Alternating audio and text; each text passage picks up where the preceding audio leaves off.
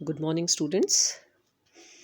In the previous topic, when we had started 7 and large membered heterocyclic compounds, we had started with azepenes, जिसमें हम उनकी synthesis और reactions के बारे में स्टडी करेंगे. इसमें से हमने सिंथेसिस वाला जो पार्ट है वो पहले वाले में कर लिया है. अब हम इसकी प्रॉपर्टीज़ के बारे में डिस्कस करेंगे. तो जो इसकी केमिकल प्रॉपर्टीज़ है, एरोमेटाइजेशन एंड या फिर एरोमेटाइजेशन या फिर इसकी थर्मल रिएक्शन. जब हम इनकी केमिकल प्रॉपर्टीज़ में पढ़ते हैं तो जो थर्मल रिएक्शंस हैं इनकी 2-methyl N कार्बोइथॉक्सी 3H एजिपीन, 2-methyl N कार्बोइथॉक्सी 3H एजिपीन को जब 200 डिग्री सेंटीग्रेड पर गर्म किया जाता है तो ये जो है कंपाउंड देता है 2-methyl N कार्बोइथॉक्सी एनिलीन. ये जो रिएक्शन हमारी यहाँ शो हो रही है, इसमें यहाँ पर हम देखते हैं कि अगर हम 2-methyl N कार्बोइथॉक्सी 3H एजिपीन को 200 डिग्री सेंटीग्रेड तक हीट करते हैं तो हमें 2-methyl, सेकेंड पोजीशन पर मिथाइल है, N कार्बोइथॉक्सी एनिलीन की प्राप्ति जो है वो होती है. ऐसे ही फिर आती है इसमें रिडक्शन रिएक्शन. रिडक्शन रिएक्शंस में 2-dimethyl amino 3-azepine को जब हम रिड्यूस करते हैं पार्शली, जब हम इसको पार्शली इसका रिडक्शन करते हैं with molecular hydrogen in the presence of 5% palladium and carbon to give 4,5-dihydro 2-methyl amino 3H azepine. यानी जब इसका रिडक्शन कौन से कंपाउंड का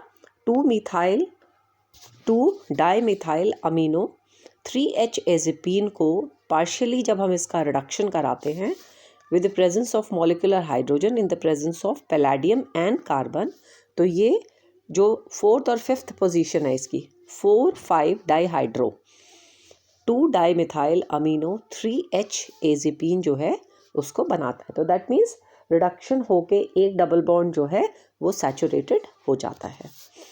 3H एजिपीन 2-on reduces to caprolactam in the presence of platinum catalyst with hydrogen. ऐसे ही अगर हम 3H एजिपीन 2-on का भी रिडक्शन कराते हैं तो ये कौन से कंपाउंड में परिवर्तित हो जाता है, कैप्रोलैक्टम के उसमें कन्वर्ट हो जाता है. और ये जो रिडक्शन की रिएक्शन है वो प्लैटिनम और हाइड्रोजन की उपस्थिति में होती है. फिर इसके बाद आती है इसकी ऑक्सीडेशन की रिएक्शन. तो 3-alkyl 2-dialkyl amino 1H एजिपीन्स, ये एटमॉस्फेरिक ऑक्सीडेशन से, एरियल ऑक्सीडेशन से मतलब है एटमॉस्फेरिक ऑक्सीडेशन या ऑक्सीजन की उपस्थिति में इसका ऑक्सीडेशन हो जाता है and it gets converted into 1H azepine 2-ons, that is 2-azatropones. Oxidation इसका हो जाता है and we get the compound 1H azepine 2-ons, या इसको फिर 2-azatropones भी कहा जाता है.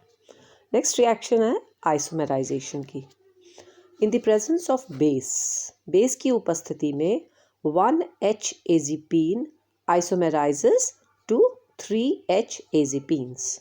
तो बेस की उपस्थिति में ये आइसोमेराइजेशन की रिएक्शंस भी शो करती हैं जो कि रिवर्सिबल रिएक्शंस हैं. तो 1H एजिपीन जो है आइसोमेराइज होके 3H एजिपीन्स दे देती है. Being a reversible reaction, to and fro ये रिएक्शन होती है. फिर आता है इसका रिंग कॉन्ट्रैक्शन. जो रिंग कॉन्ट्रैक्शन है on photolysis in methanol, photochemical reactions जब होती हैं in the presence of methanol, 2-methyl N carboethoxy azepine yields 2-carbomethoxy 3-methyl 2-aza bicyclo, that is 3,2,0-hepta-3,6-diene. तो यहाँ पर फोटोलिसिस कराने पर मेथनॉल की उपस्थिति में रिंग जो है कॉन्ट्रैक्ट होके वो एक बाईसाइक्लो कंपाउंड जो है उसका डेवलपमेंट कर लेती है, या एक बाईसाइक्लो कंपाउंड जो है वो बन जाता है और रिंग कॉन्ट्रैक्शन होता है फोटोलिसिस की प्रेजेंस में, जो कि मिथेनॉल की उपस्थिति में फोटोलिसिस कराया जाता है। फिर आती हैं इसकी cycloaddition reactions. N-carboethoxyazepine reacts with 1,5-dicarbomethoxy 3,4-diphenyl cyclopentadienone so as and gives a 6+4 pi cycloadduct। Cycloaddition reactions इसमें होती है और साइक्लो एडिशन रिएक्शंस होने पर ये 6+4 पाई साइक्लो एडक्ट जो है उसकी प्राप्ति कराता है। तो दैट मीन्स एजीपीन्स जो हैं वो साइक्लो एडिशन रिएक्शंस भी शो करती हैं। इसके बाद हमारा नेक्स्ट कंपाउंड जो हम स्टडी करेंगे वो है oxepins. Heterocyclic compound containing 7-membered ring. Oxepins जो हैं they are heterocyclic compounds containing 7-membered ring. Oxygen as a hetero atom. अभी हमने एजीपीन्स पढ़ा जो कि 7-membered कंपाउंड है लेकिन उसमें हेट्रो एटम नाइट्रोजन प्रेजेंट है। ऐसे ही यदि 7-membered हेट्रोसाइक्लिक कंपाउंड में ऑक्सीजन प्रेजेंट है they are called as oxepins. तो oxygen as a hetero atom present है, हेट्रोसाइक्लिक कंपाउंड है, 7-membered रिंग है, अनसैचुरेटेड है, it exists in equilibrium with its bicyclotautomer that is benzene oxide.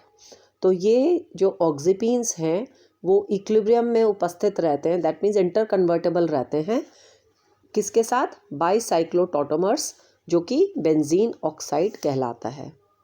और वोगल and coworkers जो हैं इन्होंने ऑक्सीपीन का सिंथेसिस भी किया था। तो इसमें सबसे पहले हम इसका सिंथेसिस देखते हैं या मेथड ऑफ प्रिपरेशन देखते हैं ऑक्सीपीन्स का।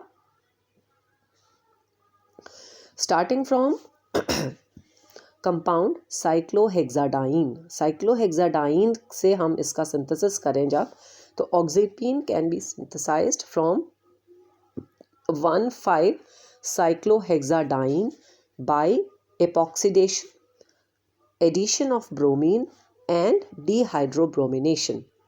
ये 80% यील्ड जो है साइक्लोहेक्साडाइन से कराता है ऑक्सीपीन्स का।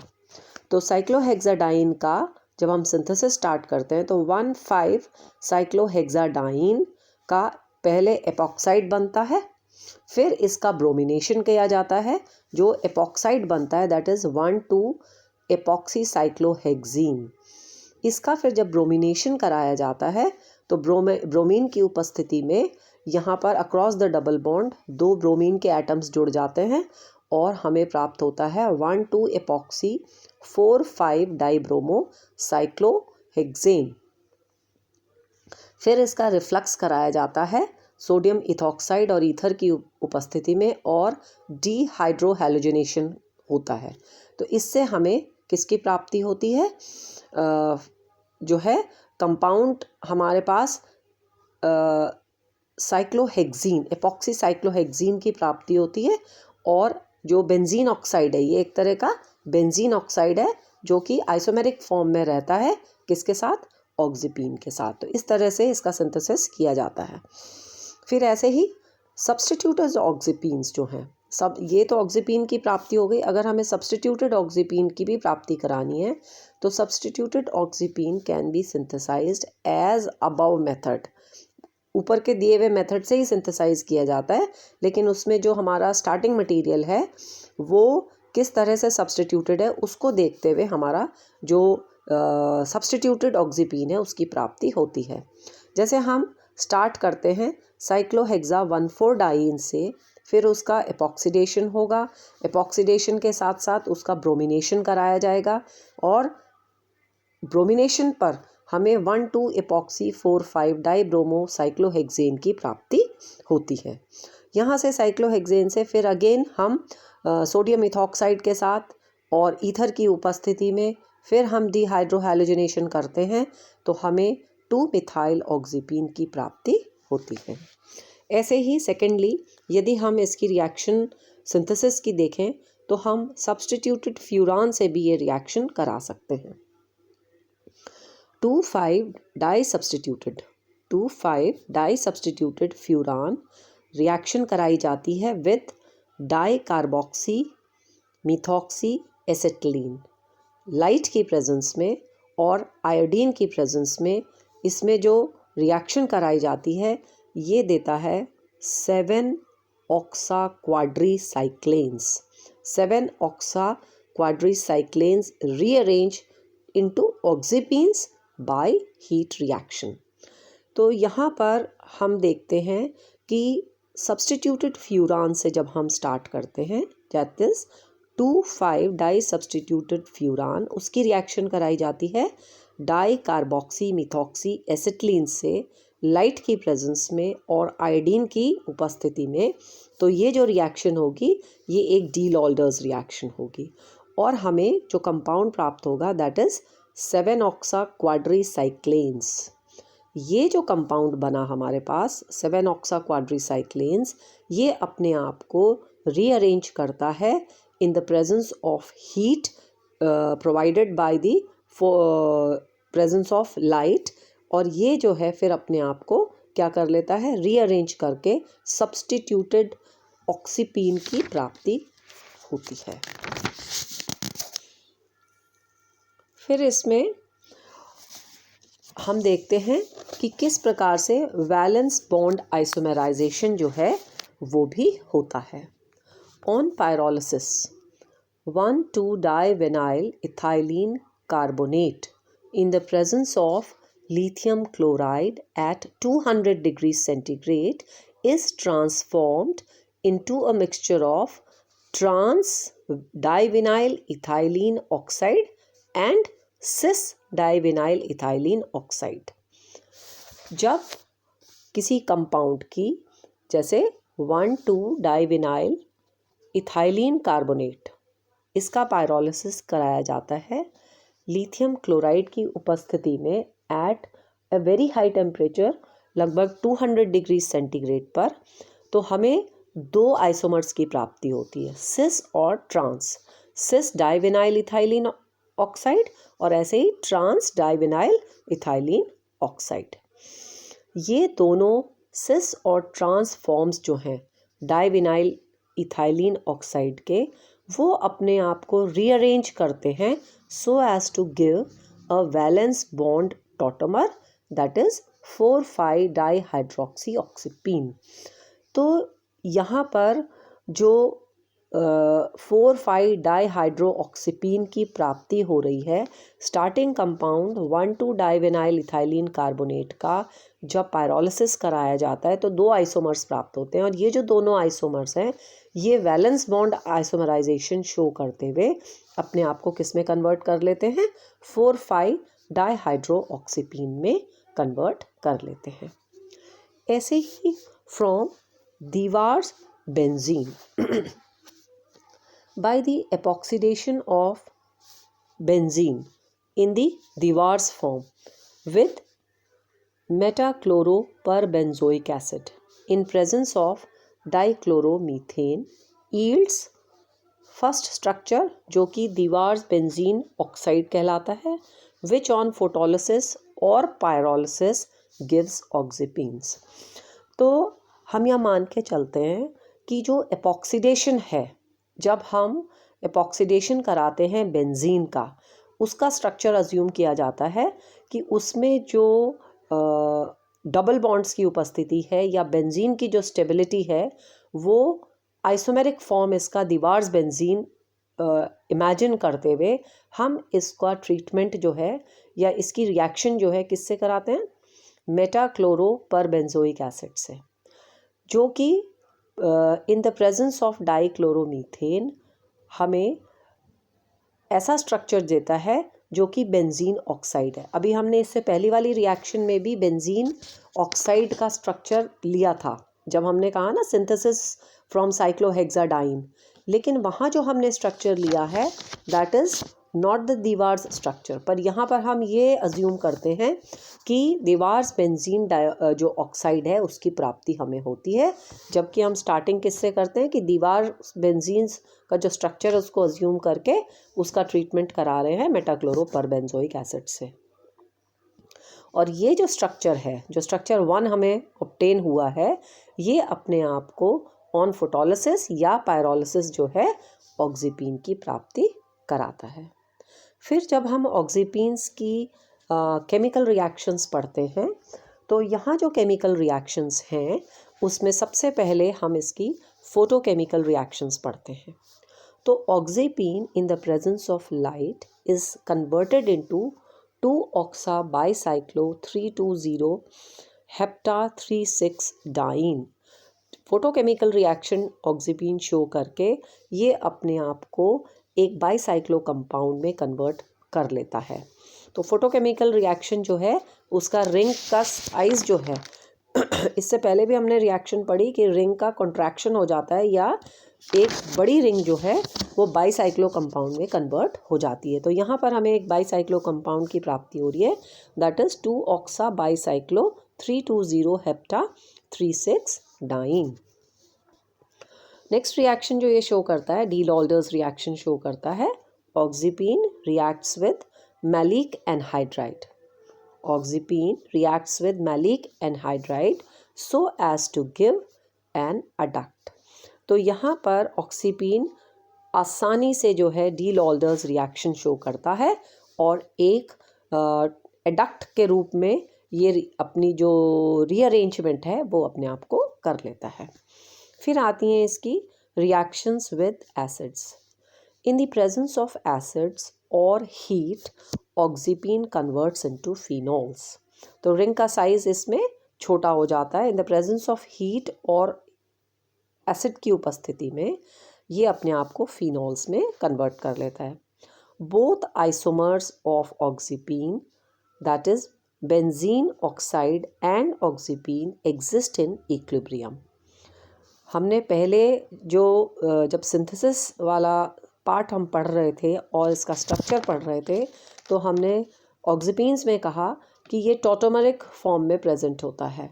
ऑक्सीपीन और बेंजीन ऑक्साइड जो है हमेशा इक्विलिब्रियम पोजीशन में टॉटोमेरिक फॉर्म में प्रेजेंट होता है। तो both isomers of oxepin that is benzene oxide and oxepin exist in equilibrium. The equilibrium shifts towards the benzene oxide at low temperature and in polar solvents. तो ये जो equilibrium है ये equilibrium benzene oxide की तरफ, यदि हमारा reaction का टेम्परेचर लो है और सॉल्वेंट्स जो है पोलर है, तो जो इक्विलिब्रियम है वो या ऑक्सीपीन जो है ज़्यादा किस रूप में उपस्थित रहेगा, बेंजीन ऑक्साइड के रूप में ज़्यादा उपस्थित रहेगा।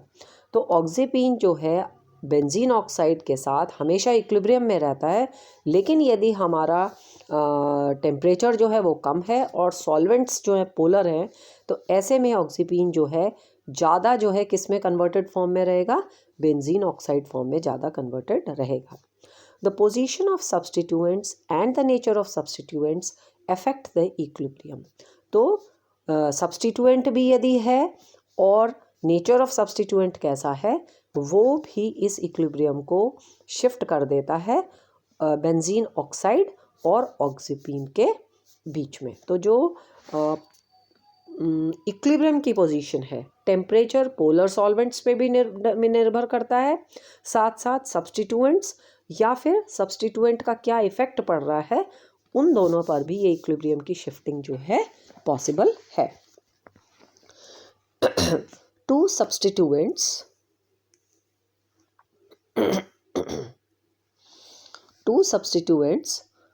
especially by the conjugative electron withdrawing group favors the oxypene form।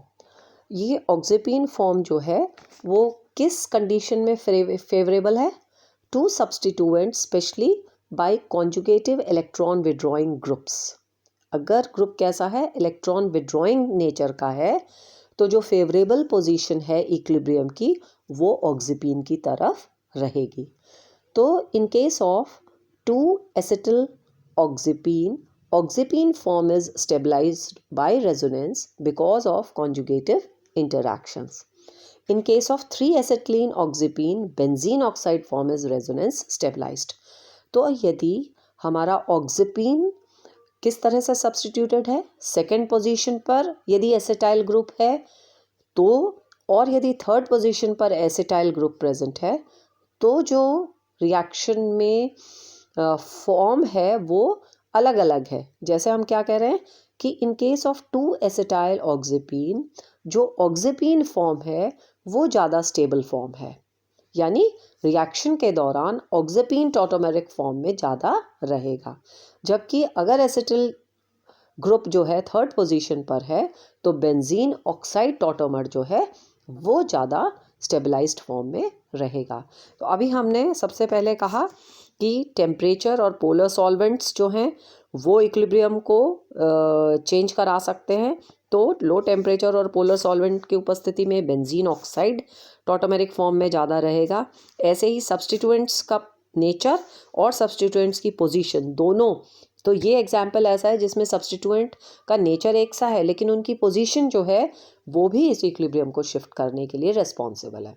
तो सेकंड पोजीशन पर ऑक्सीपीन एज अ टॉटोमर ज़्यादा फेवरेबल कंडीशन है, जबकि थर्ड पोजीशन पर एसिटाइल ग्रुप है तो जो बेंजीन ऑक्साइड टॉटोमर है वो ज़्यादा फेवरेबल पोजीशन पर प्रेजेंट है. इसके बाद हम थिएपिन्स जो हैं उनको स्टार्ट करेंगे. तो थिएपिन्स जो हैं दे आर अनसैचुरेटेड 7-मेंबर्ड हेट्रोसाइक्लिक कंपाउंड्स जिसमें कि सल्फर प्रेजेंट है. नाइट्रोजन का हमने पढ़ लिया, अब ऑक्सीजन का पढ़ लिया. इसके बाद हम सल्फर कंटेनिंग थिएपिन्स जो हैं उनकी स्टडी करेंगे. तो दे एनालॉग्स ऑफ 1,3,5 साइक्लोहेप्टाट्राइन, ये थिएपिन्स जो हैं 1,3,5 साइक्लोहेप्टाट्राइन्स के एनालॉग्स हैं और सल्फर की उपस्थिति जो है वो इसको 7-मेंबर्ड हेट्रोसाइक्लिक कंपाउंड वो थिएपिन्स कहलाते हैं. इसमें 8 पाई इलेक्ट्रॉन्स प्रेजेंट हैं. They are anti aromatic, they are non planar structures. Thiepins and most substituted thiopins are thermally unstable because they readily remove sulfur atom from the valence tautomer. तो ये जो थिएपिन्स हैं ये अनस्टेबल कंपाउंड्स हैं, thermally unstable हैं. यहाँ एक misprint है, ये ऑक्सीजन यहाँ पर शो है, actually it is a sulphur. तो थिएपिन्स जो हैं वो किस में कन्वर्ट हो जाते हैं, बेंजीन एपिसल्फाइड में कन्वर्ट हो जाते हैं. फिर ये थर्मली अनस्टेबल होने की वजह से बेंजीन और इसमें से सल्फर जो है वो निकल जाता है. तो thiepins has been isolated only in the form of its iron tricarbonyl complexes. तो इनका आइसोलेशन इतना आसान नहीं है because they are unstable. If the tautomer is sterically inhibited then the thiepins can be isolated. तो अगर टॉटोमर जो है इसका स्टेरिकली इनहिबिट कर दिया जाए फिर थिएपिन को आइसोलेट किया जा सकता है. If bulky substituents are present in thiopins, they inhibit its isomerization. So 2,7-di tertiary butyl thiopin can be easily isolated in the valence tautomer.